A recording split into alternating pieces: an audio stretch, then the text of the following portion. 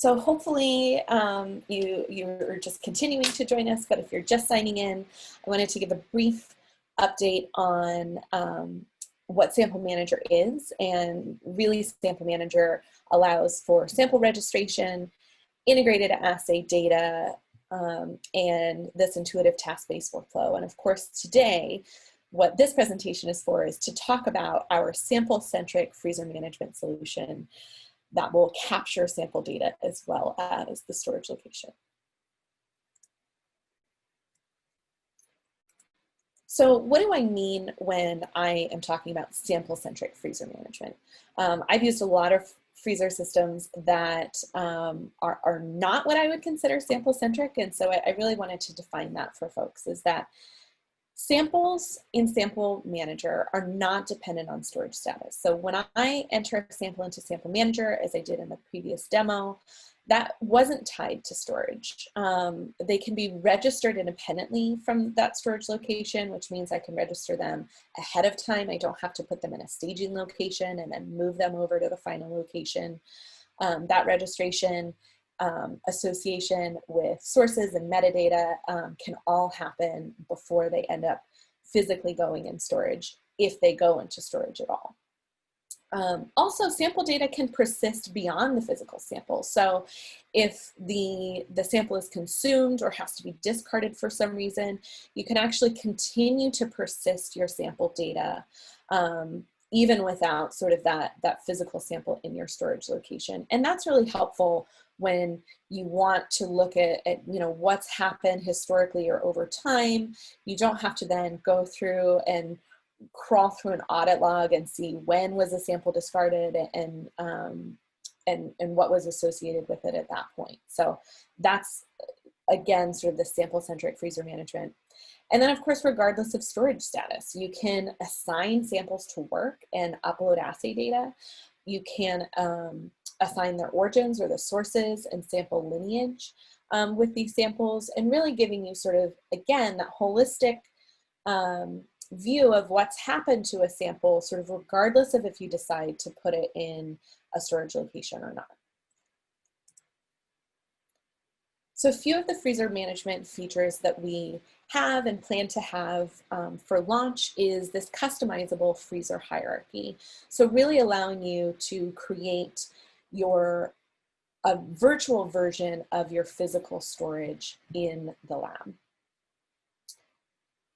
That flexible storage mechanism, which allows you to do that. And then pretty much throughout the site, you're going to see that we have capacity calculations.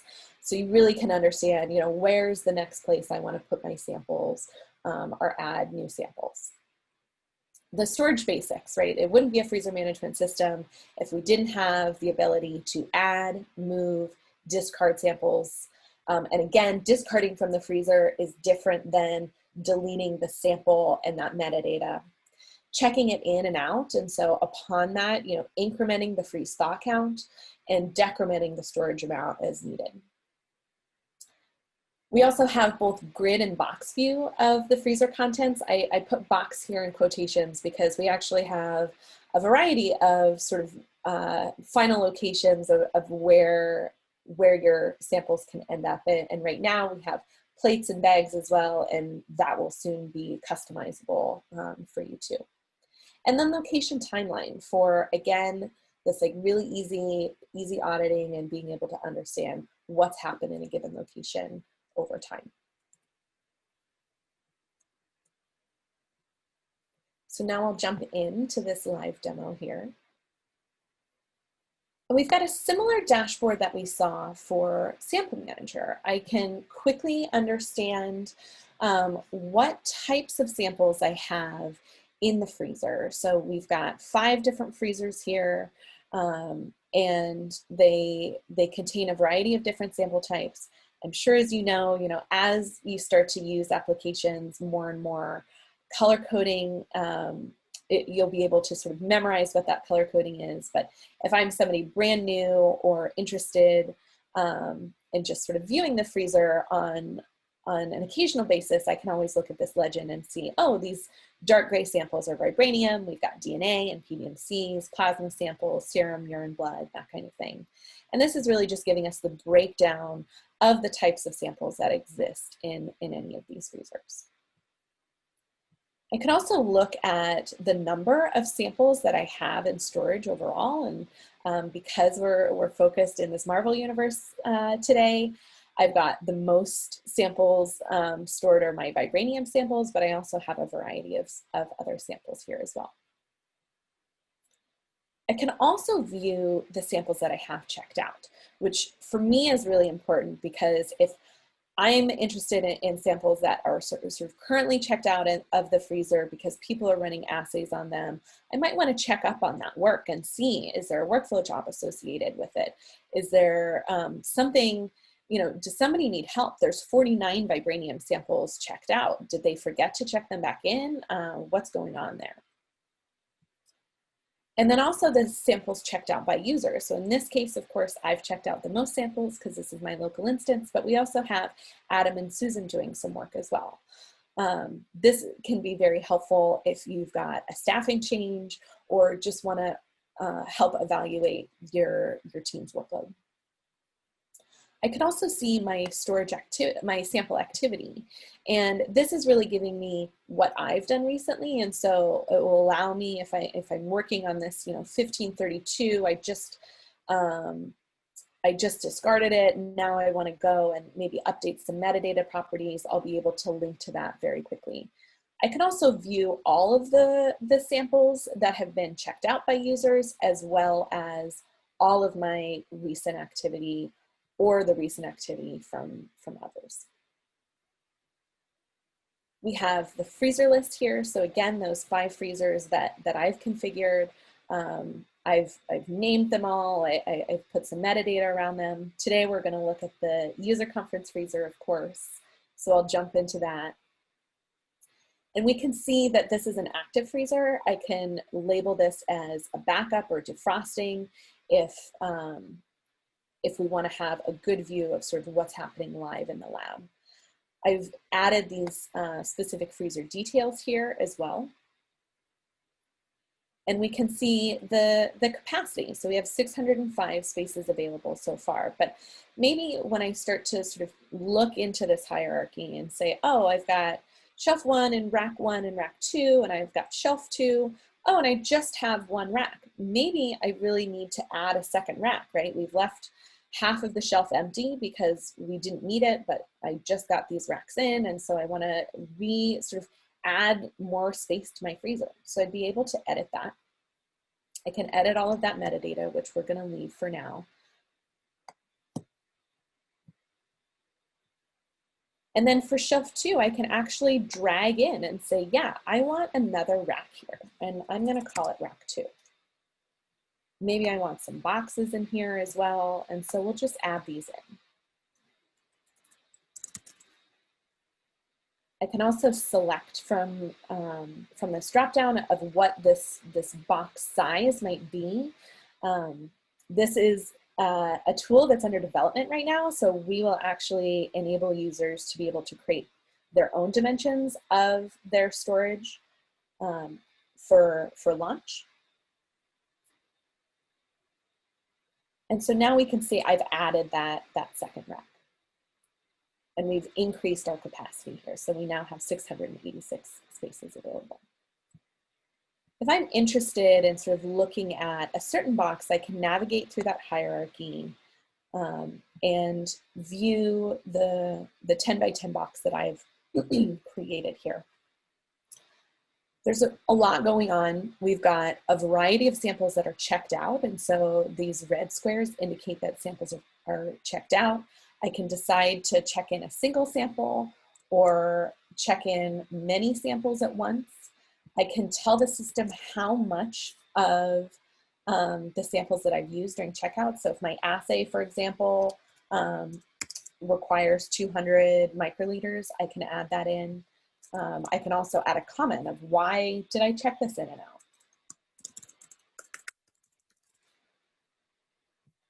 And then I can check in those samples, and we can see sort of if we highlight this again, we have the decremented amount and then an increase in the freeze thaw count as well. We've also enabled the option for users to be able to edit these directly without a check-in and check-out location, check-in and check-out event. And the reason for this is, you know, a lot of times I have received samples that, you know, they have told me is 2 mils. I don't actually measure it, but I sort of eyeball it and that makes sense. But maybe after a couple assays, I realize, oh, it's not 1.8, it's 1.5. I want my freezer management system to be the most accurate representation of the physical storage as possible.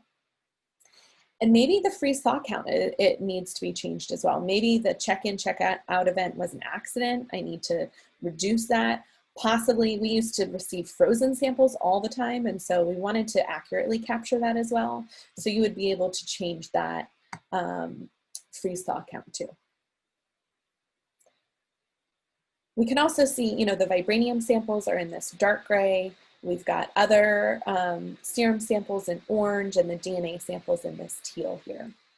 I can choose to move samples if I want. So if I want to move, you know, it's really serum samples here should not be in this box. I want them somewhere else. So I'm going to actually choose to move these somewhere else. And again, LabKey is going to give me this nice sense of, is there any room in any of these boxes? And some of these boxes, there's not room for these samples. So, you know, we're not even going to bother to go into those and try and select that location. Maybe in this case, I want to add it to my brand new box that I just created. And so I'd be able to do that here and move those samples. I can then sort of dive deep into that box. Or I can choose to stay in this box, which I'm going to choose to do. One of the other cool things that we've implemented here is this idea of location history. So if I select on one of these empty wells that I just moved those serum samples from, I'll be able to see all of the things that have happened in that specific location. And this is important to me in particular because when you're receiving a lot of samples on a daily basis and you think you have 5 samples and so you add 5 samples to your virtual storage but really it's 4, but nobody was there to double check you. You spend a lot of time later down the road, maybe when your box is almost full, realizing that your samples are just 1 or 2 wells off. Like, what's happening? And this will allow you to view, you know, was it ever even added to this system? Do I need to go and check? Had it been moved? Is it, you know, somewhere underneath a freezer somewhere? What's happened to that? And that really gives you a glance into that specific location. And then just sort of finally here, you know, we've looked a lot at the box view. We can also see that all of the samples are in this grid view as well. And so if I needed to filter samples, for example, on a stored amount, right, I'm only looking for vibranium samples that are above, you know, 1.5 mils because that's how much I need. I would be able to sort of search for that and get that filtered sample. I can do that both at this sort of box level, but I can also jump up and look at all of the samples in rack 1 and do that there, or go to the one step above and look at the shelf, or sort of search through the entire freezer. Of course, I could also do this from the sample type view, but if I'm already in this freezer area and I want to just start filtering my samples to start performing work, I would be able to do that here as well. And so hopefully you've seen sort of, you know, this tool that's in development right now. We're planning to launch it in January of next year. We are also currently working on a variety of stories for launch, including migration resources. So if you have a current system right now and are looking to switch, please contact us and let us know, you know, what does your system look like? We're targeting a few of the main ones that we know of, but of course, if it's a homegrown system or you're doing it manually or on paper or not doing it at all, let us know, and we'd love to be able to support you in that. customization of the storage options. So as I mentioned, we had that drop down that I showed you when I created the box. Pretty soon we're going to be able to allow you to create dimensions of that box yourself. And then freezer actions really integrated throughout Sample Manager. So in this case, for this demo, I really just showed you the freezer management side of it, because that's what we have so far. But in theory, we want the freezer management tool to be an integrated part of Sample Manager, which means that when you're on sample type views or workflow jobs, things like that, you'll be able to do standard freezer actions. You can check in, check out, you can add, you can remove from the freezer, that kind of thing. And so really just making it an integrated and full experience for users. And I can't reiterate this enough. We want to hear from you. If there's something that I didn't talk about today or I didn't show you, please let us know. We're constantly working on this roadmap and trying to update it. And again, are most interested in helping you do your work. So if there's something missing that's going to help you do your work, we want to know about it. If you're interested, register for a demo. Steve and Jason and I can all demo our freezer management functionality, pretty much sort of like up to the day of what the current development is. You can sign up for the freezer management user testing. So if you saw some things today that you'd love to be able to advise on, Matt would love to hear about it. And then of course, stay tuned for Steve's talk later. So at this point, I'll stop a little bit early for questions if folks have them. Yeah, there is a really interesting question here. There's a lot of color-coded info in Sample Manager. Any options for people who can't see the colors? That's a great point. I know that Matt, our UX designer, has always taken this into consideration, and so it's something that I really want to follow up with him on. But right now, the color coding is the main mechanism to quickly view what's going on. But you can also, if the colors aren't, if you can't see colors, or if the colors aren't showing up on your screen or something, we do have the grid view option that really allows you to sort of filter and select based on that as well. But that's a great question, and I'll certainly follow up on that. No questions yet, but don't be shy, folks. I think I did mention it, but just in case you missed it, freezer management is part of Sample Manager, and it will be officially launched with the Sample Manager update in January of next year of 2021. So I think with that, we'll just get started. I'm happy to introduce. Oh, we got some more here. When can we expect bar scanning? So that should be a feature we're going to work on pretty early next year. And so I imagine, in the first couple months of 2021, we'll have that available. Sample Manager is a little bit unlike the rest of the LabKey products, where we do releases every month. And so really ensuring that you're getting the most up-to-date features as quickly as possible. And okay, there's a couple more questions here. This may be a question for Matt Y, if he's out there. Tell us about your approach to capture user feedback while developing. Yeah, so we actually work with a Sample Manager pack that it consists of a variety of different types of scientists that help us capture sort of what those user requirements might be. User testing, as Matt mentioned yesterday, is something that we do sort of periodically to a broader audience as well. And so this is one of those opportunities to please sign up for user testing, because as helpful as the pack is, and they are really tremendously helpful, it's always nice to get a fresh set of eyes on things. And so we're constantly showing it to different people and trying to get that feedback from them. Great. And another question, can you show the bartender integration yet? Oh, yes, absolutely. I think I actually forgot to go through that, and it's going to make me I'm going to switch over to the demo again. We'll see how smooth this transition is, but we'll get it.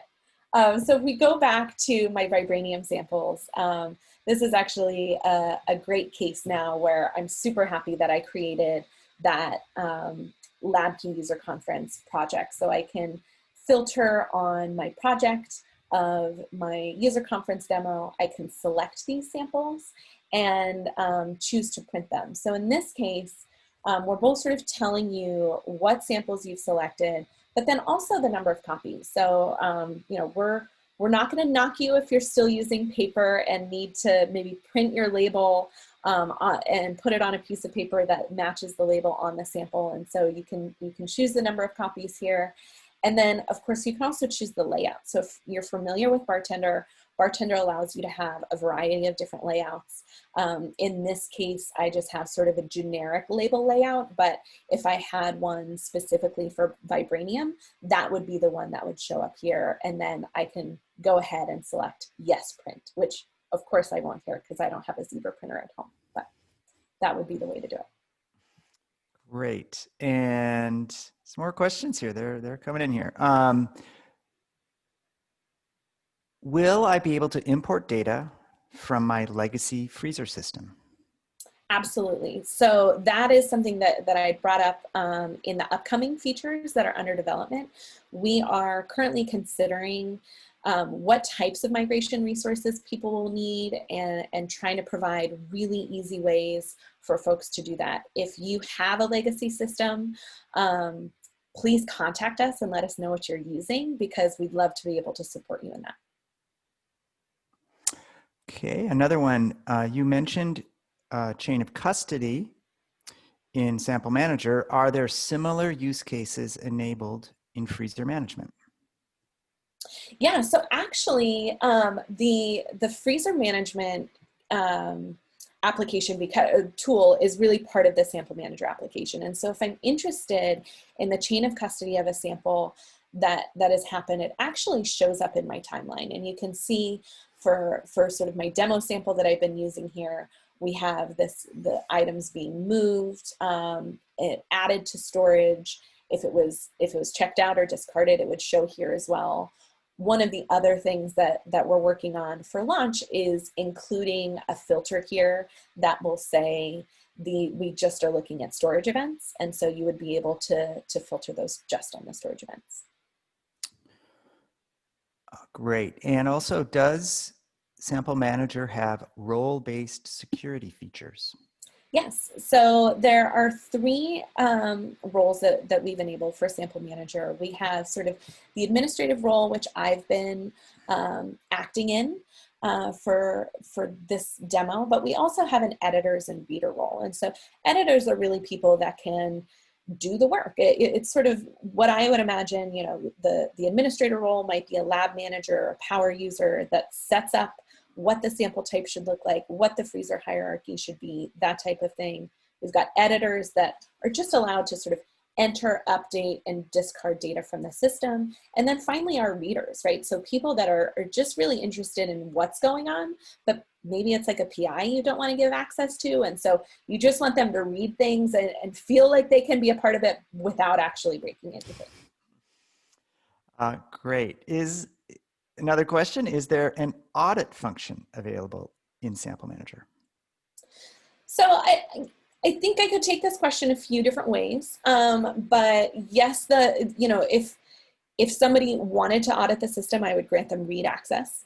And then certainly using the sample timeline or location timeline would be one way to audit the system. You can also go into the full audit log, and we have a variety of things that are being tracked here in not sort of that sample-centric way. And so you're allowed to sort of go through and use this as an auditing tool as well. Great. And another one, maybe I missed it, but can I export the storage information from freezers? Is there backup in place in case of system outage? Yeah, so I'll address the first question. And So yes, you will be able to do that. Currently, it's still under development, but right now in all of our grids with samples, we're actually including sort of the stored amount that you have, the freeze thaw count, the storage status, which isn't giving you the full path, and then who, if it's checked out, who it's been checked out by. And so our idea for this is actually being able to export sort of this freezer-centric way that would provide you with that path where you can create a manifest if you're shipping it to somebody else or providing them with that data. And then the second question, Steve, remind me of, it's already left my brain. Yeah. Is there backup in case of system outage? Yeah, so if you have, if you choose to go with Sample Manager's hosted product, we're always going to have backups. And so that is something that we would create and both provide those backups for you. Although there's not been many cases that I've both worked with LabKey as a client that was hosted, and now working at LabKey that we've experienced outages like that. Okay, and another one. You mentioned Sample Manager is cloud hosted. Is it possible to host in a private cloud environment rather than in LabKeys? Yeah, so in that case, we would really sort of direct you to getting a premium edition of LabKey Server that gives you all of the options for sort of on-premise installation, and that could mean, sort of locally, but if you wanted to host it in your own cloud instance, that would be possible as well. Okay. Is Sample Manager just for people in my lab, or can I give access to an external collaborator? Absolutely, you can give access to an external collaborator. In that case, I might provide them with just read-only access, but we have our own authentication if you choose to use it for the standalone Sample Manager product. And so that authentication then, of course, can happen with folks that are outside of your institution as well. Okay. And we have two more questions. Yeah, we have time. Where is the help docs for LabKey for Sample Manager located? It is in, we'll see if I can smoothly transition. For some reason, it's not letting me transition out of this. But it is in our documentation tree.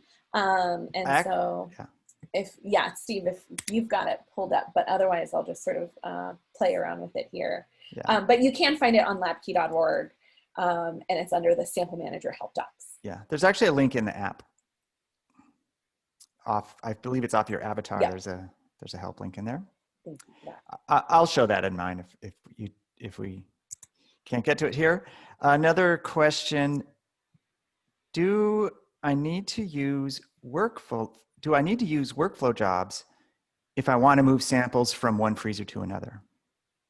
No. So what I showed in the demo was just being able to select samples and move them directly in. So workflow jobs are never required to do work in Sample Manager. It's always just a way of helping you do work if you choose to use them. Great, and I guess we have time. Another question: Can the Freezer Manager code be expanded to be used in another scenario, such as animal/subject location? Perhaps. I think, we definitely want to talk about what that use case is. But, certainly we can probably mash something together with the current functionality, but I'd be really interested in talking with this person further. Yeah. And finally, if a sample is checked out, can I find where it was stored originally to put it back where it goes? Do users need to put it back in the same location? So the first question is sort of whether or not that space is reserved. And yes, so it can be reserved. That the red boxes that we saw, I'm not going to try and switch back to my screen, but the red boxes that we saw in freezer management sort of indicate that there is a sample that used to live there that's currently checked out. The check-in location, that would be sort of the default check-in location, but you can certainly move those samples around both while it's checked out or once it's checked back in.